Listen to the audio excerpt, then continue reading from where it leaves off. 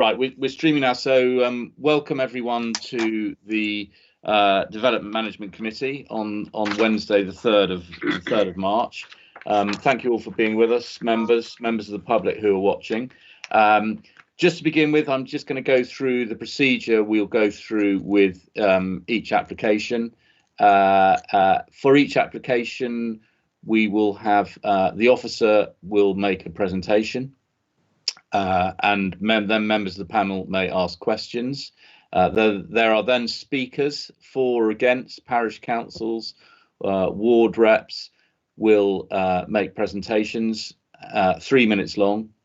After those presentations, members of the panel of the committee may again ask questions for clarification. Once that's over, we'll then move into debate on the particular application, and at the end of that debate, we'll have a proposal which will be seconded, and we will vote on that for approval, for refusal, or possibly deferral, or even something else. But that decision will be taken at the end of the meeting. We'll then vote on that. That vote will be taken by the officer. We'll call out the names, so that'll be verbally taken. Yeah, just to say that when you're not speaking, then please do mute your microphone and turn off your video to help with bandwidth and also background noise, if that would be good. If a member of the committee loses a connection during the debate, we will stop the meeting and wait for them to rejoin as much as we can. If individual members of the public lose connection, I'm afraid we won't stop and we'll continue on. If there is an overall fault where no members of the public can hear it or stop it, we will stop at that stage and try and rectify that fault before continuing the meeting. At the beginning of the meeting, the supporting officer will make a roll call just to check that we're all here, because it's important that we're all here for all and listen to all of the debate on a particular meeting. Right, particular item, I mean. Right, now, Miss Young, have I covered everything there, do you think? Yes, Chair. Yeah, okay, are we all happy with that? In which case, I'll first start off with a roll call from Miss Young, just to check that all members of the committee are here. Over to you, Miss Young. Thank you, Chair. Councillor Abbott. Yes, I'm here. Thank you. Councillor Brazil. Yes, I'm here. Councillor Brown. Yes, I'm here.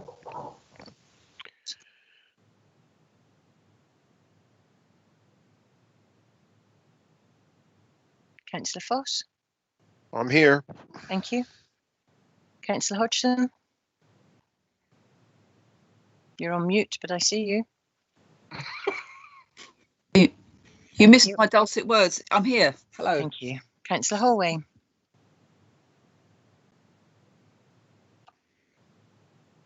Sorry, yes. Thank you. Councillor Kemp. Here, yeah. Thank you. Councillor Long. I'm here. Thank you. Councillor O'Callaghan. Good morning, I'm here. Thank you. Councillor Single. Yes, here. Thank you. Councillor Rowe. Present. Thank you. Councillor Taylor. Present. Thank you. That's everybody in, Chair. Lovely, thank you, Miss Young. In which case, we'll move to the agenda. Just ask Jackie if you could turn your video off, that would be good. Right. So item 1, minutes. Are you happy for me to record as a correct, the minutes as correct of the meeting for committee held on the 3rd February 2021? If you've got any issues with that, please. Yeah, thank you. Thank you, Councillor Brown. Are there any issues with that? I'm not seeing any hands or any comments, so we'll take that as read. Thank you very much. Item 2, urgent business. I'm not aware of any urgent business to be brought forward. Item 3, division of the agenda. I'm not aware that there'll be a need to divide the agenda for exempt information. Item 4, declarations of interest, members. Yes, Chairman. Councillor Rowe, good to see you. Good morning. I'd like to declare First of all, an interest in the fact that there are 2 applications before committee today, which are in the AONB, of which I am a member of the South Devon Partnership. The first one is 0227-20-FUL at Bantham, and the second one is 4039/18/FUL at Frogmore. Thank you, Chair. Yeah, I'm the same, Thank you, Chairman. Same for me, Chairman. But I will Councillor Taylor, say- same for you, member of the AONB Yeah, partnership. Thank you. personal interest. Yep. Right, But I'm a personal bit- interest. And Chairman, I'm a bit concerned about C and D, to be honest, because I'm not too sure about that one. Because one's Ashbrington, I don't know if that's in the OMB. Rose, if Rose hadn't done it, she probably knows more than I do about that. okay, I think Well, we'll it's take up- well, I borderline. mean- sorry. I think it's borderline. I'm not. Okay, Yes, I don't think it's applicable. okay, that's fine. Right, any other declarations of interest, members? Can't see any. Councillor Taylor, your hand's still up. If you could just take that down, that would be good. Item 5, public participation. I have a list of speakers. They will be called as and when the particular application comes in. Item 6, planning applications. So we move on to the first planning application, which is application 0227/20/full. And I will hand over to the officer who will be presenting that. Ms. Stansbury, over to you. Thank you. Thank you, Chair. Okay, I'm just going to share my screen.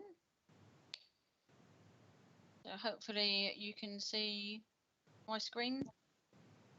We can, Ms. Stansbury. If you could just speak up a bit, you're a bit faint. Well, certainly my end anyway. Sorry, I've just moved the microphone a bit closer. Okay, so application is for the erection of a new estate and harbour office. So that's going in this location. We have 2 sort of separate parcels of land. And over here is an 18-month temporary consent for continued use of land for the siting of porter cabins and the parking of vehicles for use as a temporary estate office. So this is an aerial image of the site. I'll explain that shortly, but just before I go into the presentation, just want to give you a few updates. So in my report, members will read, I've mentioned there was 1 letter of support. I've received a second letter of support. I will come on to that later. I've had a late representation from the parish council. Basically, they have read the supporting comments and noted that there are comments in that which have been attributed to the parish council. So the parish council has said, whilst they accept the need for a new office and that it should be located close to the centre of the operations, they did not say in their support that it would avoid requirements for further buildings in the future, being a benefit of the proposal. Also, in their site visit, the councillors only viewed the estuary from the site and not the Coronation Boathouse. They did not acknowledge there are better views across the water from the proposed location. But they did say that the boathouse is not considered a practical alternative option as the ground floor floods and a new access would be necessary. Councillors were shown a photograph of the recently flooded ground floor during the site meeting. So I've had 5 late representations in objection to the application since my report was finalised. Members have been circulated some of those. A couple of them only came in this morning. Essentially, they don't raise any new issues. They repeat previous objections and all matters that are covered in the report. A couple of the letters believe that my recommendation has been swayed by information submitted by the applicant in support of the application and that we haven't challenged robustly enough. They make reference to the conversion of the Coronation Boathouse to the restaurant, which is a planning application that has just been submitted in the last couple of weeks. This weakens the applicant's argument that the boathouse isn't suitable for a conversion. A couple of the late letters are essentially disputing the assertions of the applicant put forward throughout the application. The parish council support has been questioned. reference is made to the two applications you can see on the slide there. So 33221, that's the Coronation Boathouse for anyone who's not familiar with it. And 2786 of 20, we have a separate application for a storage barn in this area. And that application did include the conversion of a building into accommodation. That has been withdrawn from that application, so it is purely looking at the provision of a barn. I've been speaking to the case officer for that one quite regularly. He hasn't made a conclusion on it yet and is waiting for our agricultural consultant to get back to him to give him his professional opinion. In terms of the applicant's justification, and that we as officers haven't been robust enough in questioning it, members will have read in the report that I have requested more information from the applicant during the application lifetime. And once it became apparent that we had an application in for the conversion of the boathouse, again, I went back to the agent and requested further information. It is a different planning agent dealing with the application for the boathouse, but the agent for the office application, this application before committee, has essentially reiterated the previous justification why the boathouse isn't suitable for this proposal. And again, I would point out that application has only been with us for a couple of weeks, so no decision has been made on it yet.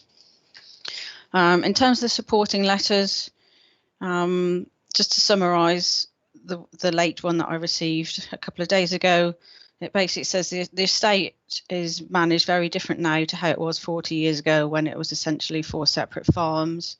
It's evolved into a large rural enterprise, diversified into other elements of businesses such as leasing the estuary, moorings and some properties in the village.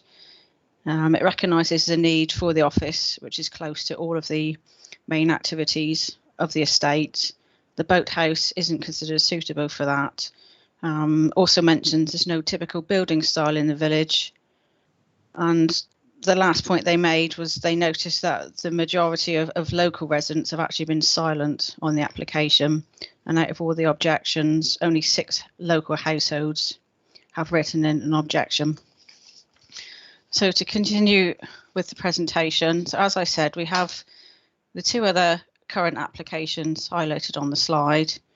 I've ringed in red the 2 different elements of the proposal.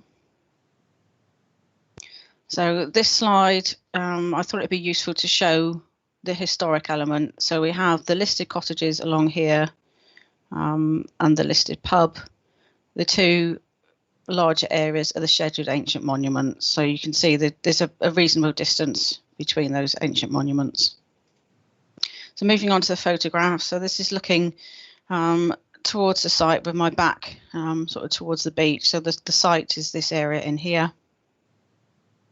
Again, slightly closer up. So the site is tucked in amongst those trees. That tree there will be removed as part of the proposal.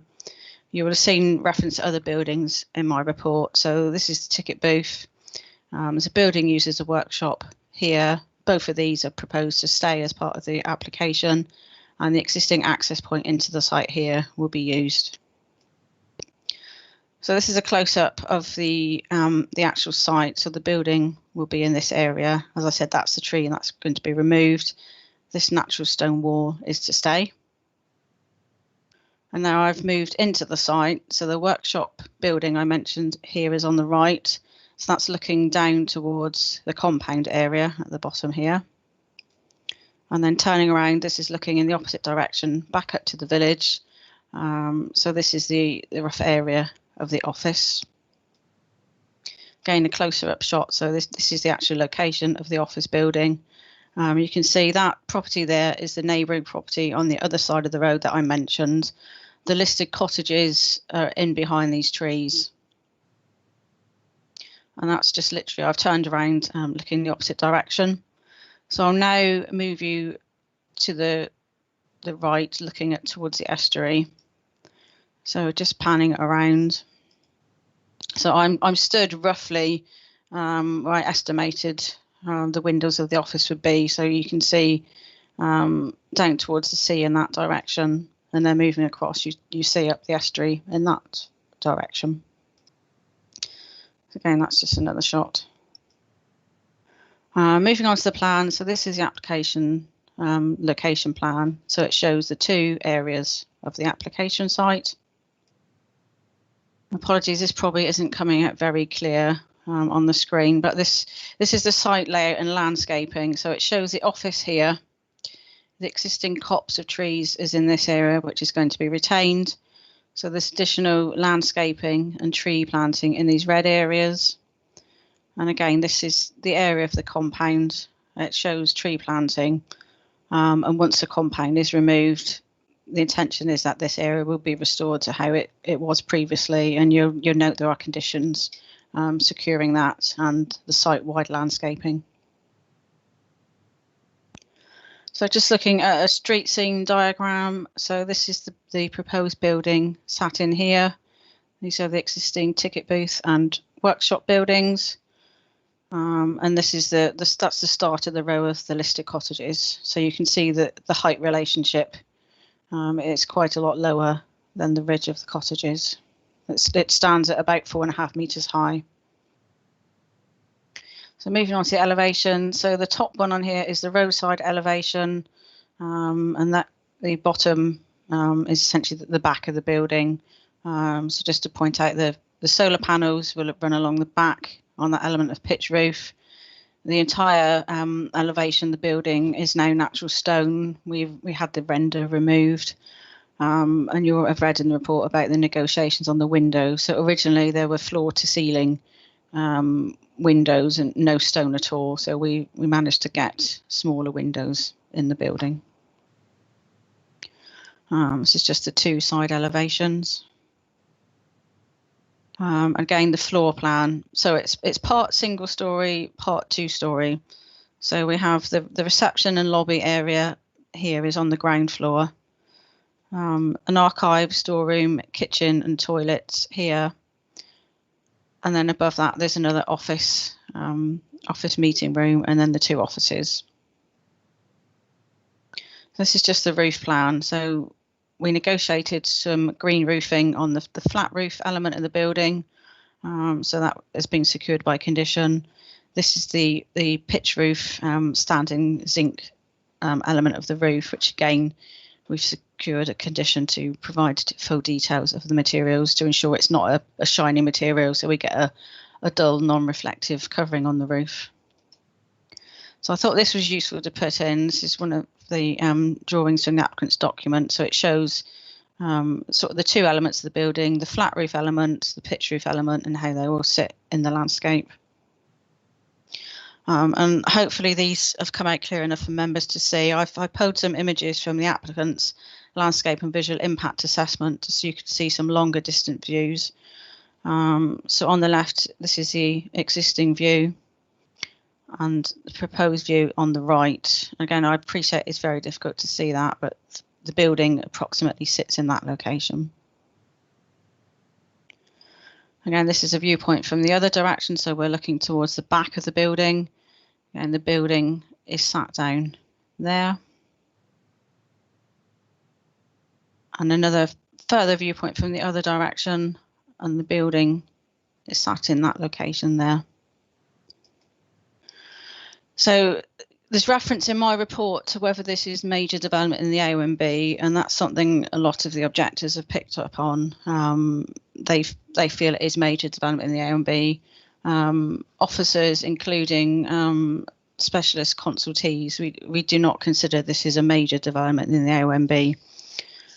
As you can see on the slide, whether it is a major development is a matter for the decision taker. So that is us as officers to recommend and for members to come to that conclusion.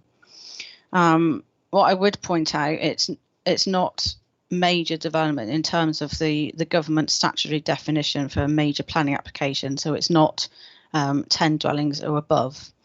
At the footnote at the bottom, so it's for us to decide, taking into account the nature, scale and setting of the proposal, whether it could have a significant adverse impact on the purposes for which the area has been designated or defined.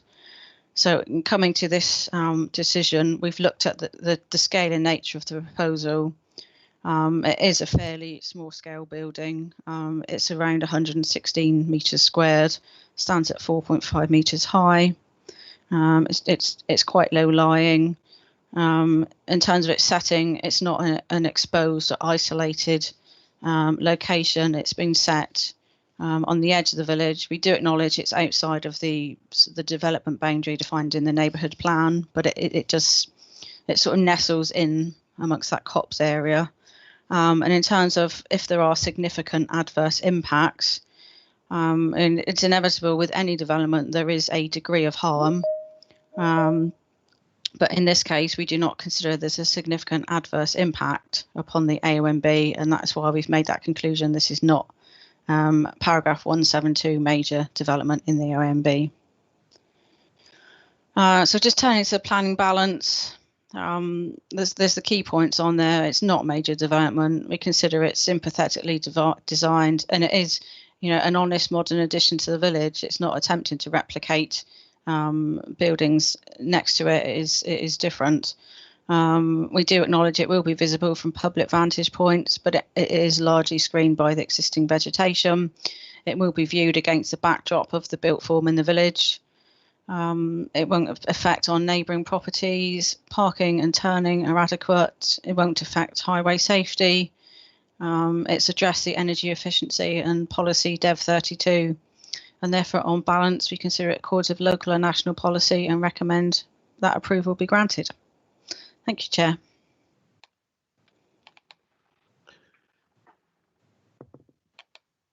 Thank you very much, Ms Stansbury. Members, any questions for the planning officer?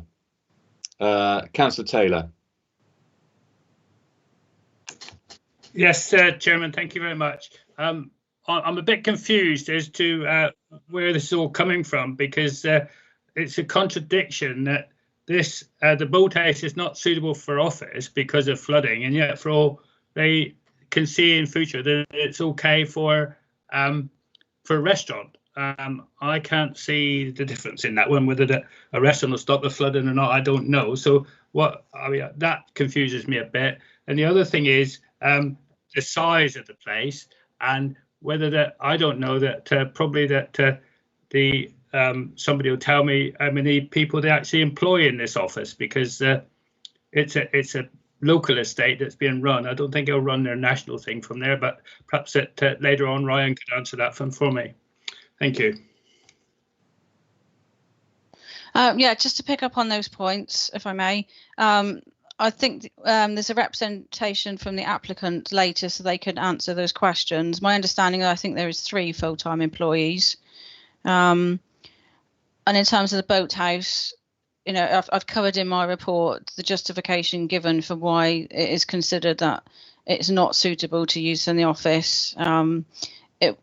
It would give a view of the estuary, but it wouldn't meet the other functions that they need, and they consider, the access to the property. If I can go back, just highlight the access to it. Here, so this is a public right of way, which is quite steep. I'm sure members will know it, and goes down there. So there's no vehicular access to there. There's no parking with it. So put together with the works that will be needed to convert the building, they don't feel it is suitable. Probably something I didn't clarify earlier, the conversion of the boathouse to the restaurant is only the ground floor that's proposed to use, and there are no internal alterations. The only physical alteration to the building will be putting an extractor in for the cooking equipment. Thank you. Councillor Hodgson. Thank you, Chair. Am I on? Yes. It's really about whether or not a design panel has really looked at this. I mean, given the significance of this area and the location, and its design is so different to a lot of what else is there, I wonder if has there been a proper design panel to look at this, because this is, we are supposed to really be supporting our AONB, and I'd just like to ask that question. Thank you. No, it hasn't gone before a design review panel. There has been a lot of negotiations with the applicant. Our internal landscape specialist officer has had a lot of discussions with them, reviewed the application, and the AONB manager, who is on this meeting call, has also been involved. So it has been scrutinised by other officers as well, but not a design review panel. Okay, and can I just ask a second question, please? I mean, it's a little bit like the previous question, but it's really around need, and in terms of the scale and size of the buildings that are proposed here, or developments that are proposed, in terms of the fact it's 3.5 full-time workers. I mean, is there some kind of comparative? Is there some kind of rule of thumb that can be used to assess what is reasonable for, 3.5 full-time workers to occupy, presumably just for looking out the window and desk jobs? I mean, I don't mean looking out the window rudely, but because obviously they need to observe. I'm not aware of anything. Obviously, there would be health and safety space standards for offices. I've just gone back to the floor plan. So we have sort of two separate office and a meeting room, toilet, a reception area. This is a kitchen and an archive storeroom, again, more toilets. So looking at the floor plan, there isn't an excessive use of space. There aren't any huge sort of open lobbies or anything. So I don't consider it's too big for their purposes, if that answers the question. Thank you. Thank you, Councillor Watson. Councillor Long. Thank you, Chairman. A question, Cheryl. In your presentation, you passed comment that there was a comment that majority of local people have been silent in this matter. Are you saying that if people are, that all the objections, and obviously there have been a substantial number of objections, that you're giving weight because locals have not objected? Because I thought all objections had equal weight. But I raised the point because at a parish council meeting on Monday, there was an indication raised that a large number of locals wished to object to the boathouse, but they were concerned because they worked for the estate, they were not sure they could do that, so there were questions. So I am not sure that the fact that a large number, there is not a large number of local objections to this planning application is a real valid sort of argument, because there was concern raised at the parish council meeting. So I think that's something which is a statement which is questionable. And would you sort of agree with that there is equal balance of everybody, and that there may be a reason that locals have not written in objecting? Yes, where somebody lives doesn't really matter in terms of representation. I mean, that wasn't my statement. That I was just updating members. That was part of the late letter of support that I received a couple of days ago, which wouldn't have been reflected in my report, and members possibly might not have seen it by the time it's gone on the website. So that's why I just mentioned that as what that letter of support had said. But yes, I do understand there are reasons why people don't want to object. Yeah. Thank you, Mr. Chairman. One more, Cheryl. The views that you provided of the estuary, you're saying the reviews, they are not. You're bringing them back. They are not necessarily, they are not clear views of the estuary, which one would expect of an office which is managing. Would you, the arguments that I've seen in various places is that there are clearer views of all the moorings from the boathouse. And would you agree that there are better views of the estuary than what is indicated from the proposed offices? I wouldn't necessarily say better views. I would say it's different views. From my visit down to the boathouse, I don't think you see, I mean, from up the top, you can see the estuary out to this point, and then going in the other direction, you can see down there. I mean, obviously I'm stood in one fixed space, so somebody on the sides or in the building will be moving around. I don't think you get such long distance views from down at the boathouse. So yeah, I don't think it's better. You do get a different view from down there. You get more views from the boathouse of the, you'd agree, the moorings and the operational area, the slipway, which is obviously important from a harbour operation. Yeah, yeah. But obviously, you down at the boathouse, it hasn't got the supervision element that they also want for the car park and people coming and going. But yeah, I do agree with you. Yeah. Okay. The other thing is about you're talking about the conversion of the boathouse, and you're agreeing that it can't be sort of converted. It's not a listed building, is it? So therefore, works could be done to the building to allow it to be used, because I think it's being dismissed. Do you not agree that there is an ability to reuse that building? There's no substantial reason why it shouldn't be reused in your view. I haven't been inside the building, so I can't really comment on what would be needed. Again, without seeing a floor plan of how they would fit all the elements of the office into it. Again, I can't really comment on that. Okay. Thank you, Mr. Chairman. I'll come back later. Yeah. Thank you. Councillor O'Callaghan. Oh, sorry. Can I just sorry to interrupt you? Indeed. And it is not a listed building, but it is an undesignated heritage asset. Should probably just make that clear. Sorry. Thanks. So I have a couple of questions. Going back to what Councillor Long was just saying, we should be using existing buildings in this pristine site on the AONB, I would assume. And there is this Coronation Boathouse, which was used by the Harbour Master, as I understand it, for many years. It's a subject, isn't it, as you've alluded to, of another application for a restaurant there. So we're told in this application that it's not suitable because there's prone to flooding on the ground floor, size aspects, access aspects, but it seems to be good enough for an application for a restaurant by an established cafe nearby. So I don't think, surely that doesn't stack up, because if it's good enough for a restaurant, then why isn't it good enough for an office? Yeah. And my other question is... Can I just stop you? Yeah, go on. And what's the other question? You can stop me. What do you want to stop me? I was going to say, I mean, it's not really a question for the planning officer, that you can ask the agent when they speak. Okay. Well, I think Cheryl alluded to the problems at the boathouse, didn't she? But there's another application in play. So my question is, well, why is that okay for a proposed restaurant? Well, like I said, you can ask leave the that agent one. now. Yeah.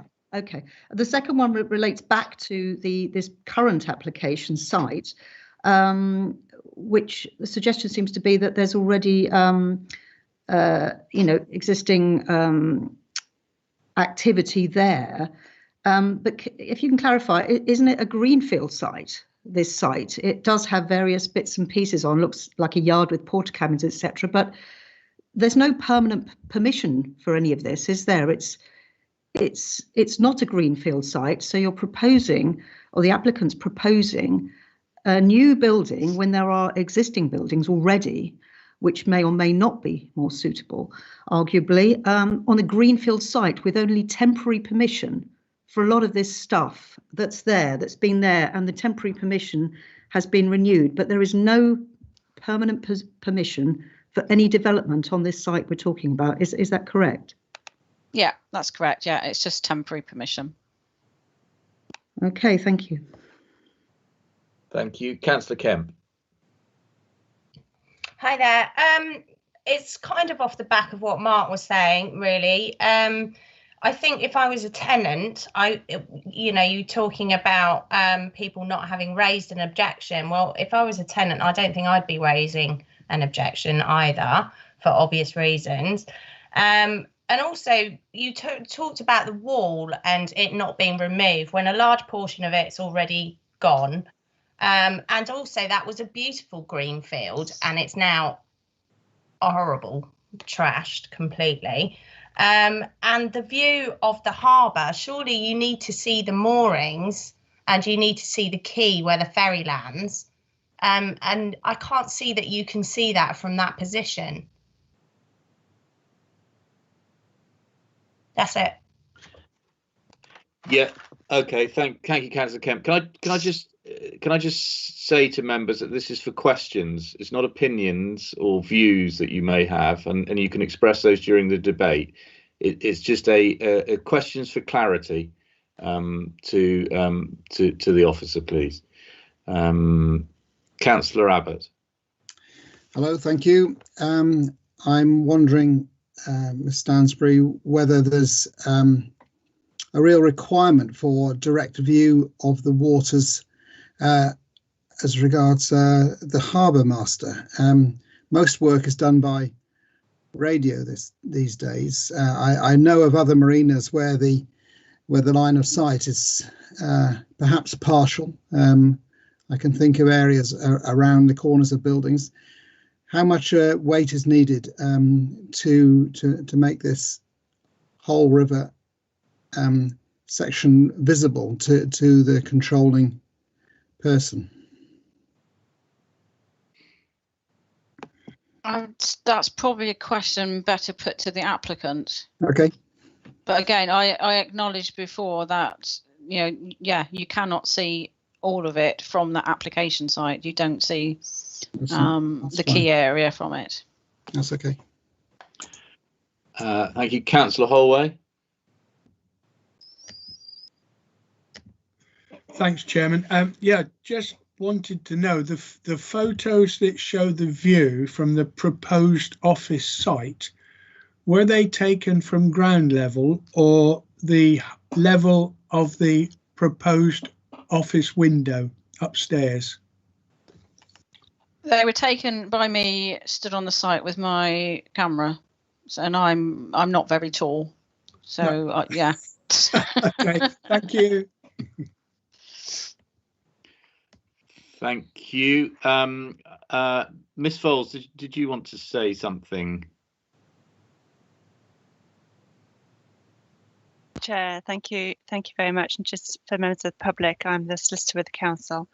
It was just a comment regarding the, as Ms Stanbury said, the comment regarding people who had not made a comment in respect of the application.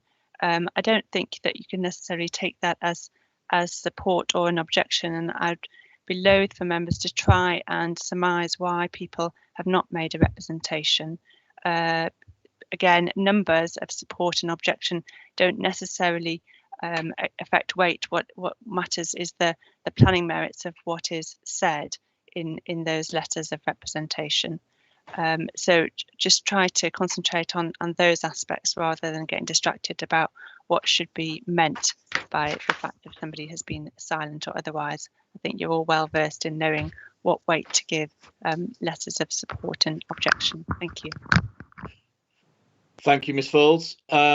Right, I can't see any more questions for Ms Stansbury, so we will now move on to the speakers. And the first speaker I have is an objector, and that is Ms Stone, if you're with us.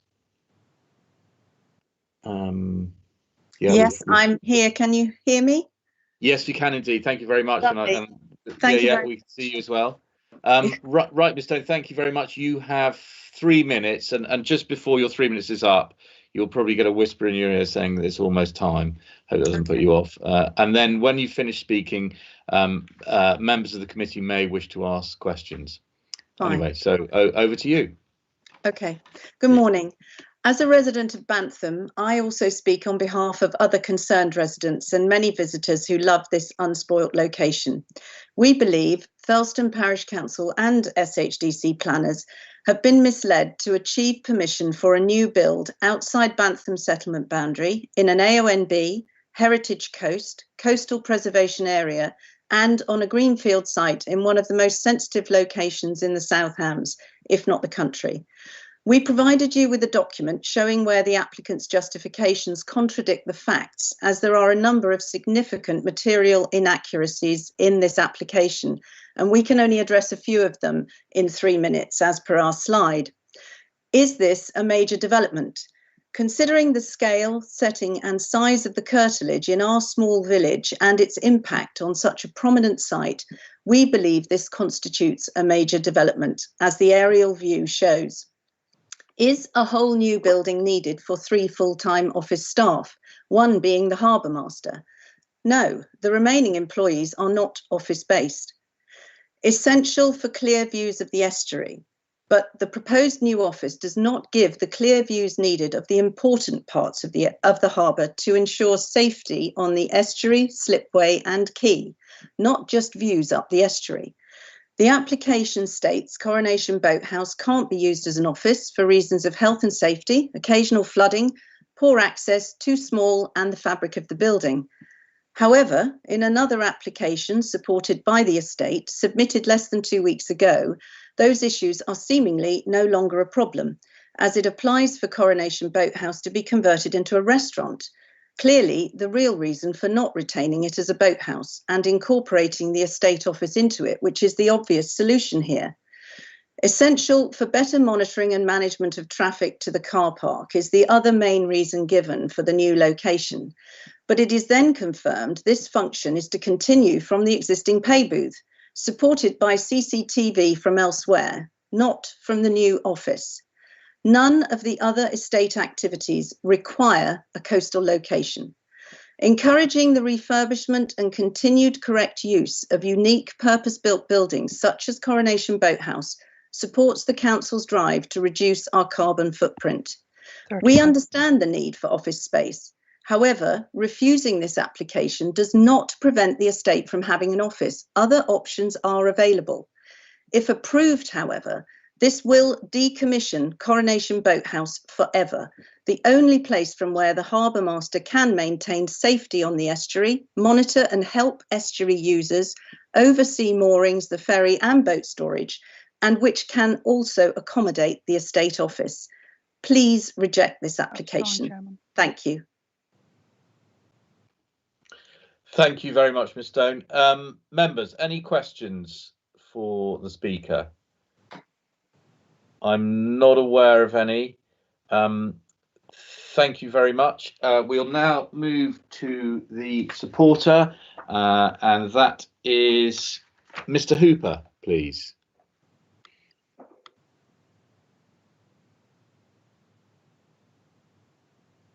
Hello, can you hear me? Hello. Yeah, we can hear you, Mr. Hooper, loud and clear.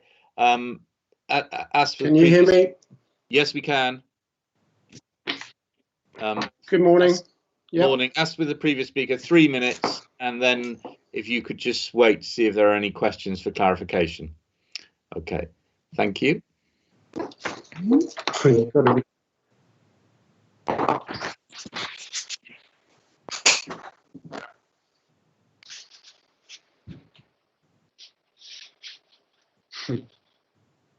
Hello, Mr. Hooper, are you ready? Over to you now. Yeah, I seem to have lost you there for a second. Can you hear me now? Yes, can hear you. Yeah. Okay. Yeah. Did you say 3 minutes starting now? Yeah, 3 minutes from now. Yeah. Okay. Good morning, Chairman and committee members. My name is Ryan Hooper, and I'm the estate manager at Bantham. When I started working on the estate in March 2008, it's 13 years today, my office was fashioned out of the corner of the estate workshop. Those attending meetings would usually have to sit on an oily workbench or between a chainsaw and an anvil. This was far from ideal. More recently, the office has been based around 2 porta cabins. This provides temporary facilities for the full-time members of staff .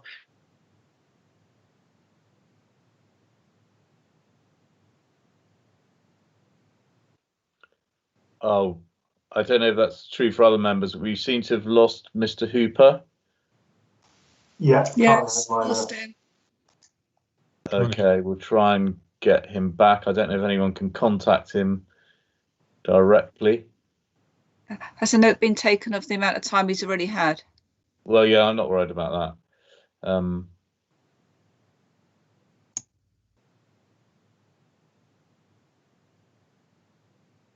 Might he contribute by phone? Well, indeed, but we just need to contact him first. He's probably chatting on, not realising no one can hear him.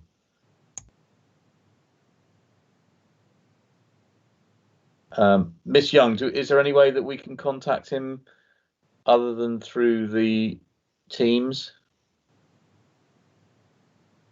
Yes, Chair, we have a Oh, phone. wait, he's leaving the meeting, so I presume he's going to leave and then come back. I see Mr. Gardner's there. Yeah, Mr. Gardner has his telephone number. Okay, he's waiting to come back in now. Hello, Mr. Hooper. Yeah, we lost you there. So if you want to pick up, we just had a bit of your history as the. Sorry, that was bad timing. Yeah, it may be easier if you turn your video off.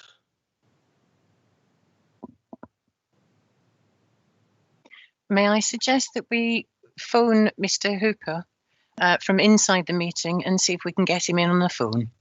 Yeah, okay. Why don't you do that, Mr. Young? That would be very useful. So we'll just hold on and see how that happens, because obviously the broadband's not working really there.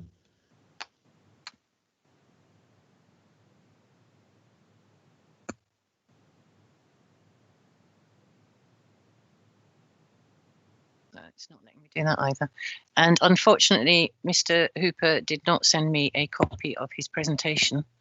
We request all speakers to do so just in case we do have this eventuality, but I don't have anything to read for him, I'm afraid.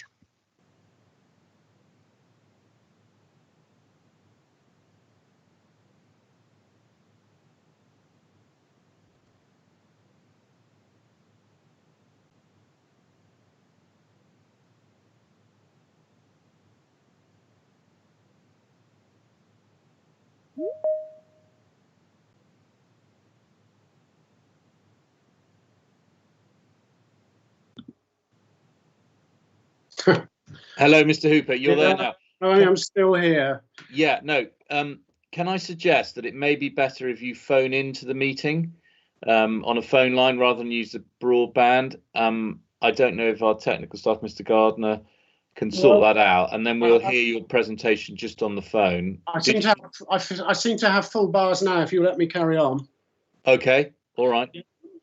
Where did you hear until? We basically heard that you'd worked there since 2008, I think you said, and that you worked in a small corner of the of a workshop. Yeah. Chair, may I suggest, seeing as there was some dispute over the timing, could we start from the beginning and okay, yeah, that's give Mr. fine. Hooper Yeah, just 3 start minutes? from the beginning. I think that's easier. Yeah, thank you. Yeah, good idea. Okay. Thank you, Mr. Young. Yeah, well, my name is Ryan Hooper and I'm the estate manager, and I did work from a small cupboard for many years on this estate. More recently, the office has been based around 2 porta cabins. This provides temporary facilities for the full-time staff on the estate and 8 employees. But it hardly provides an appropriate COVID-secure solution, as the ability to socially distance or to conduct essential business is significantly constrained. With our busiest summer on record, potentially ahead of us now, I'm struggling to offer my staff the reasonable facilities necessary to run all the services we do in a safe, efficient and sensible manner. It simply cannot be right that the estate with over 100 years of history has to administer itself from a pair of temporary porta cabins. Your planning officer has written a fair and balanced report for your committee to consider.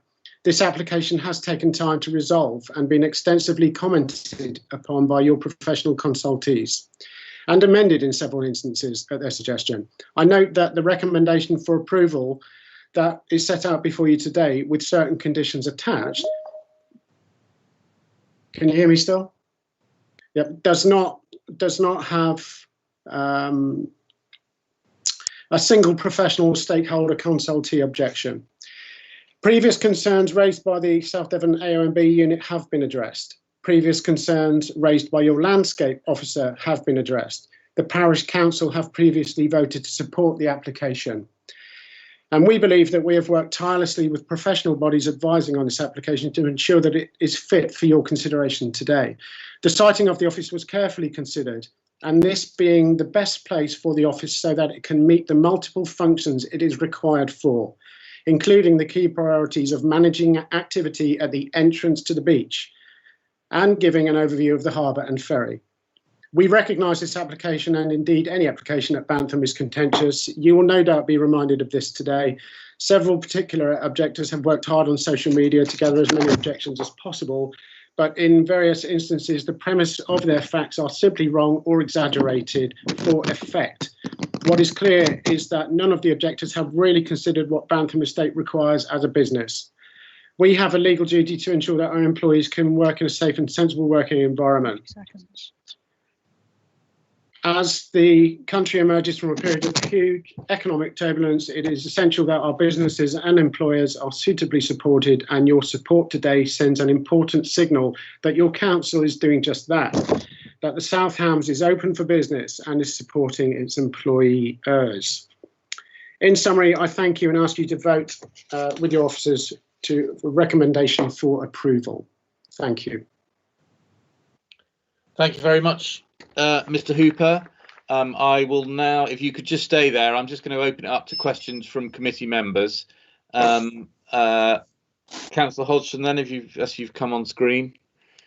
Thank you, Chairman. I've got two questions. I'll read them both out together. So The first question is, if the boathouse is suitable for a restaurant, presumably for more than 3 diners at a time, then why is it not adequate for the 3.5 full-time employees as needed to be accommodated in the new building? And secondly, how do you consider that these new proposals and heritage views will fit in visually with the other buildings in the area? Well, first of all, the application for the restaurant to which you allude is separate. It is it's more to do with the fact that the Coronation Boathouse itself is not a suitable place for us to have the estate office. The estate overall is not all about the harbour, and we need to be in the centre, in the busiest spot, to see the cars coming in, to see the people coming in, and to see the boats that come to the slipway as they come in, and the farmland around us, and so on. There is no parking there, there's no access for us, so it's not deemed to be suitable for us in that respect.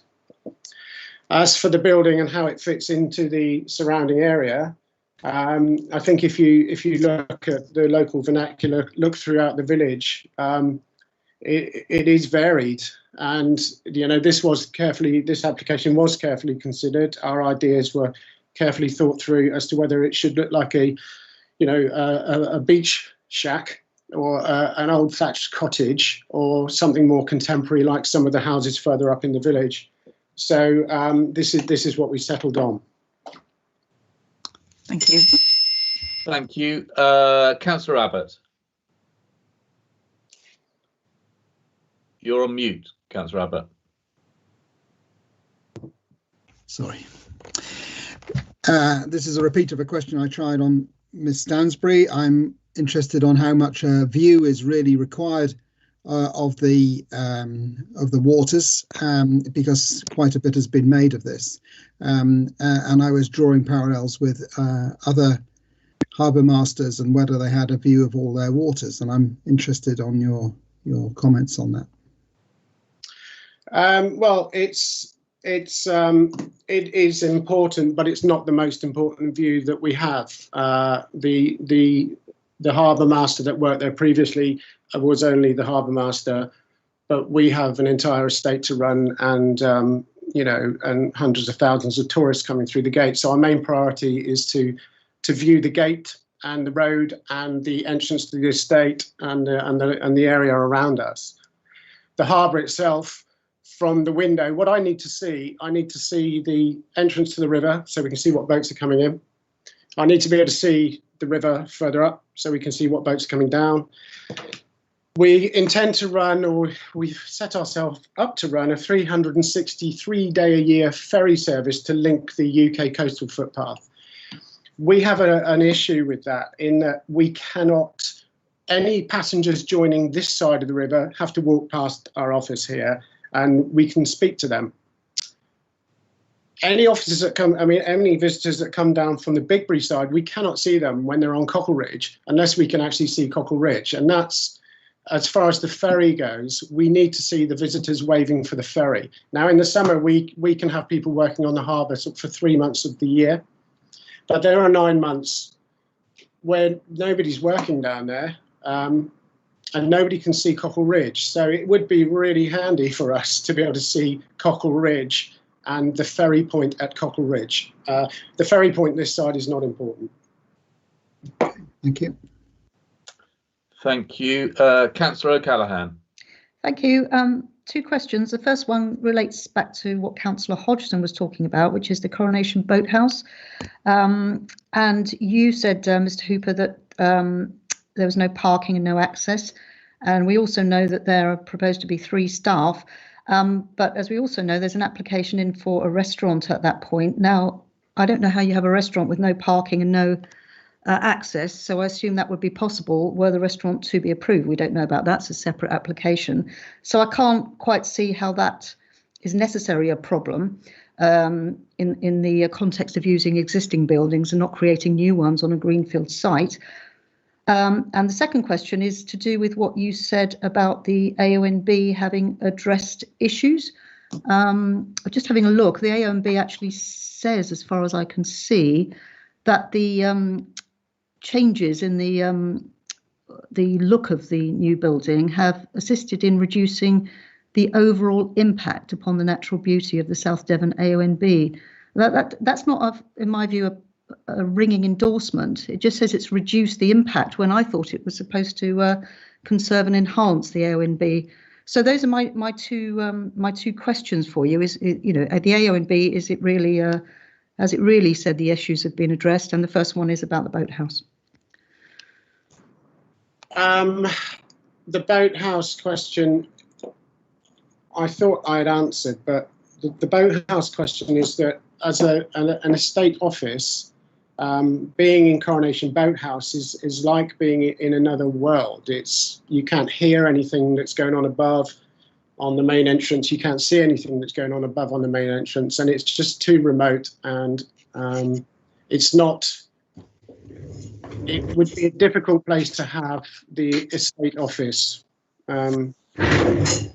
That's a simple fact. It's just not the best place to have the estate office. It only caters really for the water in front of you. AONB question. As far as I'm concerned, we have answered it. If you've got evidence to the contrary, then I don't know. But as far as I'm concerned, we have gone through great pains to liaise and to correct and readjust for the AONB's requirements. Okay, thanks for that, Mr. Hooper. As it happens, we do have the AONB officer here.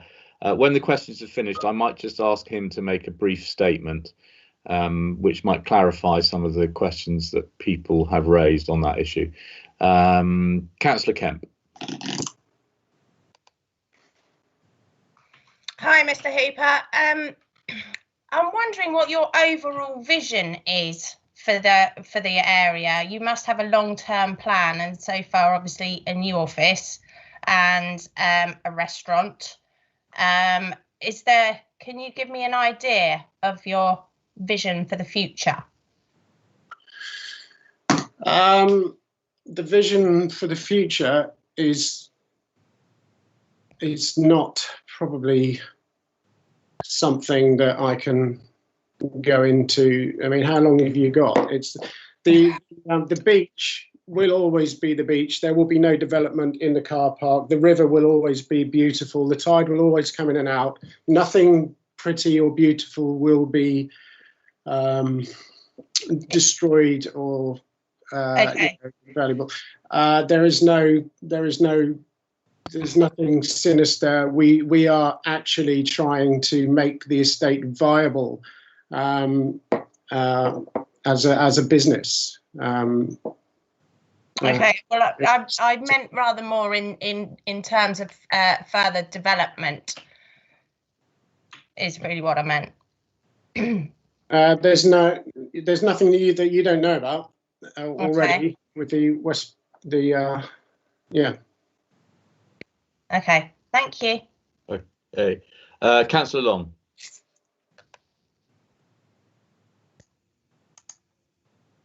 Thank you, Chairman. Ryan, a couple of questions. What's the level of movement currently to and from the boathouse? Because obviously it is in use, frequently during the year. And obviously there must be, I suspect, some vehicle movements such as quads, which is, when I see the movements around the estate, it's primarily quads that are used. Obviously anything heavier is done by tractor and Land Rover, but mainly quads. Can you give me an idea of the sort of level of movement to and from the boathouse currently? Because obviously I'm thinking about the sailing and everything else like that, where there is obviously discussion about use of the boathouse for office, which has a lower number of people. Well, we don't have any quads, by the way. There is no access to the boathouse for public vehicles. It's a footpath only. We use our own vehicles to get to the boathouse and launch boats, or people that are licensed with us to do it. So there's a couple of people that can do that. I cannot remember the last time anybody drove down to the boathouse at the moment this time of year, but of course in the summer we are up and down quite a bit, and it is part of the South West Coastal Footpath too, so there's lots of people going up and down there. But vehicular wise, it's not used very much.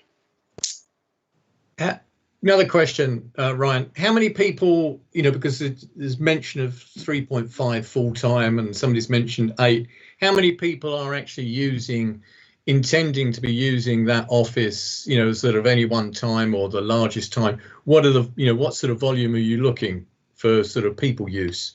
It'll be 3 people daily with a 4th person and sometimes a 5th person in and out, sort of hot desking, but it's 3 people. There are 3 of us working here today. So. Right. Okay. Just a question of clarification. You talked about the requirement to sort of for the ferry and Cockleridge.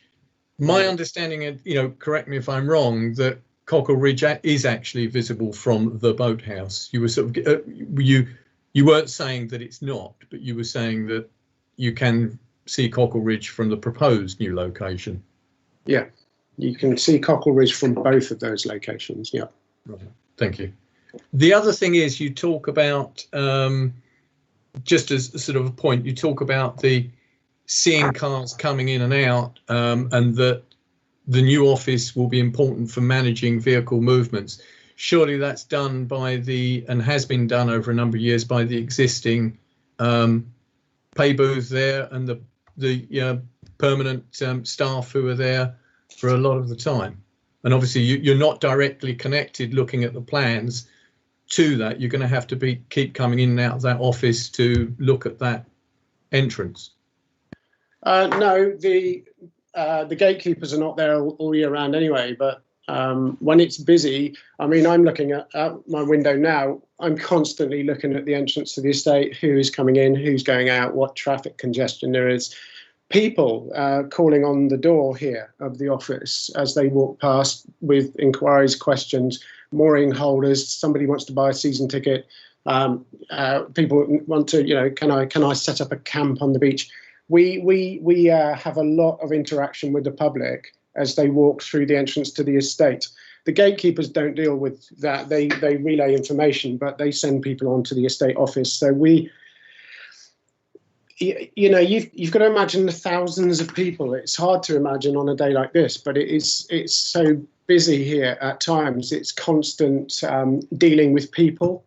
You can spend all day just dealing with people as they come in and out, especially in the peak of the tourist season. And I'm drawn to this spot. There's nowhere else that I can do the job that I do with the guys that I've got here from anywhere else on the estate, because this is where we end up. We end up dealing with the people, the request, the moorings, and everything from right on this spot. It's the best spot to deal with the multitude of things that we have to deal with on a daily basis. Thank you, Chairman. Thank you, Councillor Long. Members, any more questions to Mr. Hooper? No, I can't see any no hands. Mr. Hooper, thank you very much indeed, sir. What I'm going to do now is I'm just going to ask Mr. English, if he's there, just to make a few observations as the AONB officer. Oh, there you are. There you are. Excellent. Morning, Chair. Morning. All yours, Mr. English. I haven't prepared a statement as such. I was really expecting to answer members' questions, you know, if any arose that you wanted clarification on, but I will just pick up on a few matters.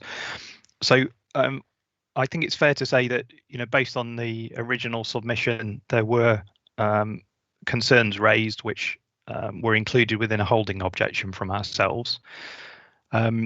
Those concerns have been tackled by the modified proposals that have come forward and are before committee today. Just to clarify in respect of the major development or not question that's being raised, I you know, fully concur with Cheryl's interpretation of whether or not this is a major development proposal as per paragraph 172 in the National Planning Policy Framework. I think there are significant cases to look at elsewhere related to the scale of the proposal that we're dealing with right now. I think it's fair to say that in relation to residential development, that the markers are much clearer, and indeed there are a few cases that have been tested in South Devon that form part of the national case law on paragraph 172. This clearly is not residential development, and therefore it's much more on its own merits as far as the issue of whether or not it is a major development. However, for the reasons that Cheryl set out, I fully concur that this isn't major development in the context of the South Devon AONB, but that does still mean that great weight must be given to landscape and scenic beauty matters.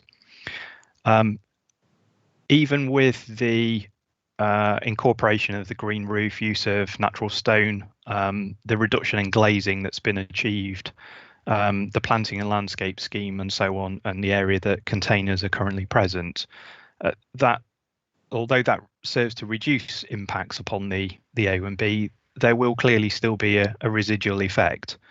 I think the conclusion I have is that effect isn't a significant adverse impact in the form that is described within footnote 55 of the NPPF, but there is clearly an adverse impact which is residual, and that is detailed in our previous submission and has been lowered, I think, from its original state to the one following the proposal revisions that are before committee at the moment.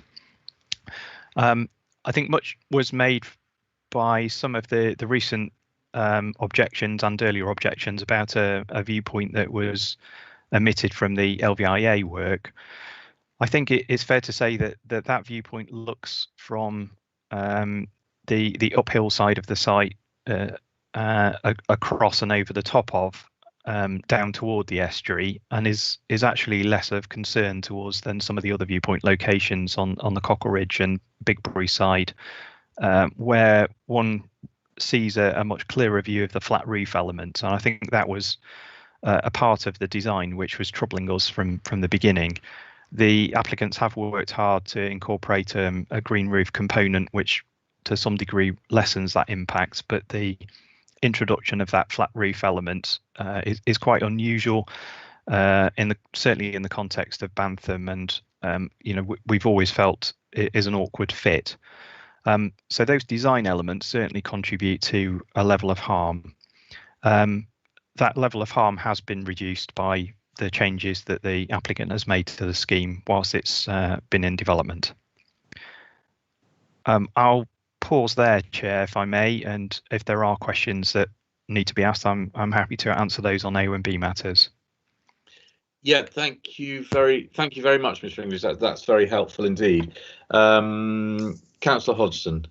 Thank you, Chairman. Yes, with regard to development policies 24 and 25, I'd just like to ask Mr. English, I know this might put him in an awkward corner, but just do you actually think this conserves and enhances the AONB as we are required to try and do? It's a very difficult question to be answered for any development that's effectively on a greenfield site to argue that you get enhancement at the end of it. I think there are a set of unique circumstances associated with Bantham Estate and other large estate management, and if it then facilitates other active management on the estate, then one could argue that it leads to the ability to sustainably manage the estate in a better way. In terms of the specific application, all we can look at this stage is the enhancement that will be applied to the current container location site, and I recognise that's a temporary permission. Indeed, the use of the yard area at present is a temporary permission. So we need to be judging it from a greenfield site location. In that sense, it is very hard to accept that there's enhancement. Clearly there is a material harm to that location. I think the applicants have worked hard to minimise that harm, but nevertheless that is there. Thank you. Thank you. Any more questions to Mr. English, members? I had one. Yeah, I didn't see it was from you. Oh right, yes. Councillor O'Callaghan. Thank you. It was going to be similar to Councillor Hodgson's, but in your role as AONB officer, what do you think about using, as this is a greenfield site we're talking about, what do you think about the principle of using existing buildings where possible, Mr. English? So the AONB management plan is very clear on this matter, and I think the policy set also within the joint local plan. So our preference would always be to repurpose existing buildings. I think the estate have set out a position in respect of the buildings that are on offer within the estate as a whole, and it's the combination of functions that they're seeking to bring together, which perhaps aren't achievable by use of one of the other buildings. The boathouse is the obvious location when looking at harbour related activities, yet a location close to or actually at the workshop site is the location that one would ordinarily go to in terms of meet and greet and dealing with visitors to the beach area, and arguably within in servicing the village properties. However, there are farmed estate extends over a large proportion of the Avon Valley downstream from the tidal limit Atherton Gifford, and indeed on the western edge, western side of the Avon Valley. So there are remote locations that necessitate travelling around the other side of the estuary. I do have some sympathy with the estate's approach to pick the sort of highest common denominator location, if you like. So having something which is much more visitor focused. Clearly the visitor numbers versus the farm tenancy or other components of the business and indeed the harbour elements are perhaps suggesting that something does need to be edge of settlement and in the location that's been identified. That said, we would always prefer an existing structure to be pursued if at all possible. I think for the reasons set out in the officer's report and Mr. Hooper has referred to this morning, all of those functions can't be achieved with one of the existing buildings. Thank you very much, Mr. English. Members, any more questions? No? In which case I will move on to the ward members. and I'll start with Councillor Pearce, if I may, if Councillor Pearce is there. I am, Chairman. Can you hear me all right? Yes, indeed. Thank you. Councillor Pearce, over to you. Okay, thank you. Members of the committee, you'll be aware how controversial this application is. Just to put it in some sort of context, I'd like to point out to you that from the households within the parish, because these are the ones finally that I'm concerned with because I'm elected to represent them, 6 addresses in the parish have generated approximately 20 different objections between them. Some of these households, these particular households, have in the past accused me and the elected parish council of not representing their views. And this prompted the response of the parish council, which you can find on page 10 of the report, on the 10th of March 2020.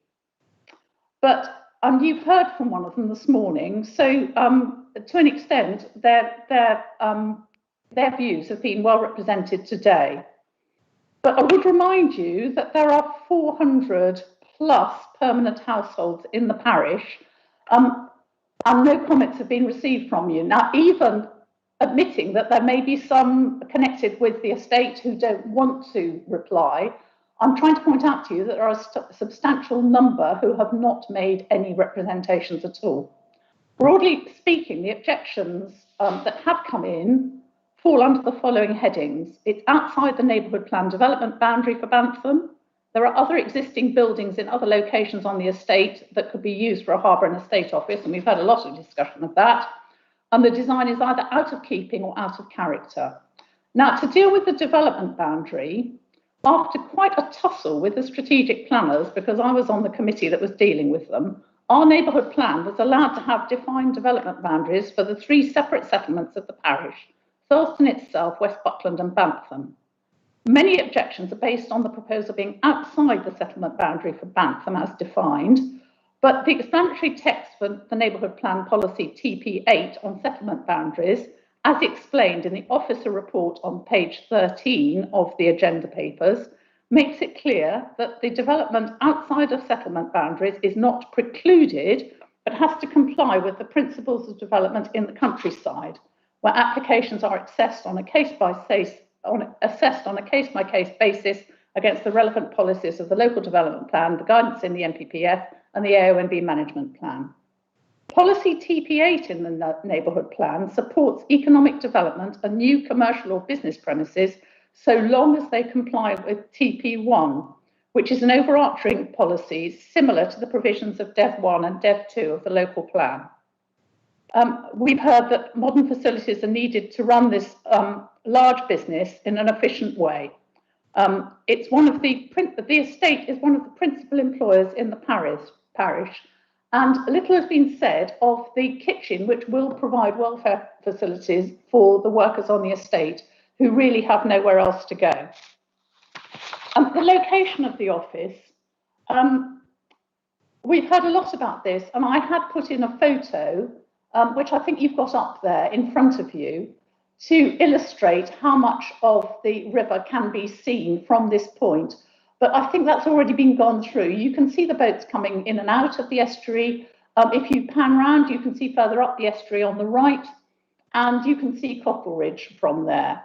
I would suggest that even many harbour offices won't give you a full view of all the moorings and everything that's going on in the harbour. And Salcombe is a prime example of this, where you can't see the operational slipway from the Harbour Master's office, and you can't see the ferry landing at Victoria Quay either, nor can you see even half the moorings from the harbour office.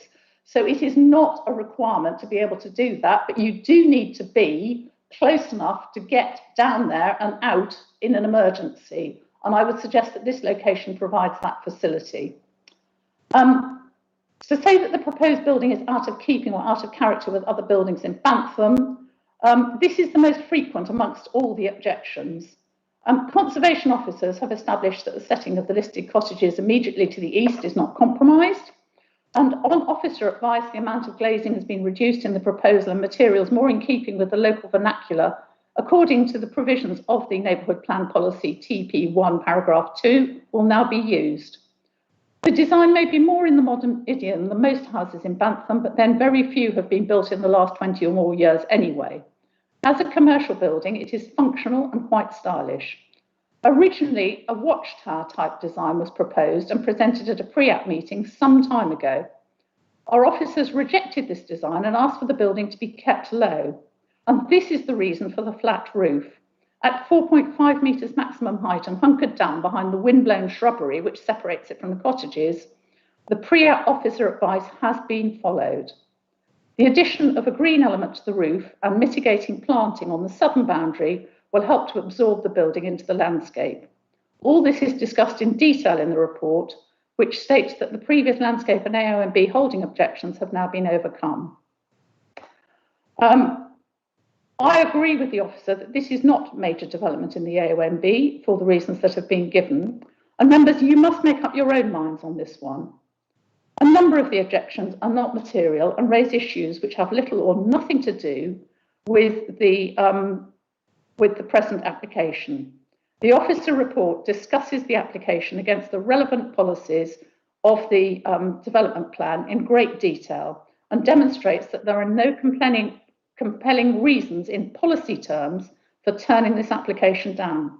It also has the backing of the elected parish council, which has considered the application very carefully against the neighbourhood plan policies and has not found any reason to object, but rather that it complies with the neighbourhood plan policies.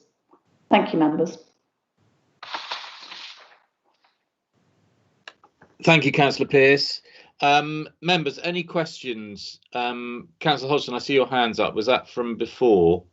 No, it went down and it's come up again, Councillor. Okay, yeah, Councillor Hodgson. Just a quick one, just a quick question. Councillor Pearce, I'm not sure whether a neighbourhood plan covers this area, and if so, is this development, its proposed development, actually included or addressed or referred to in that neighbourhood plan?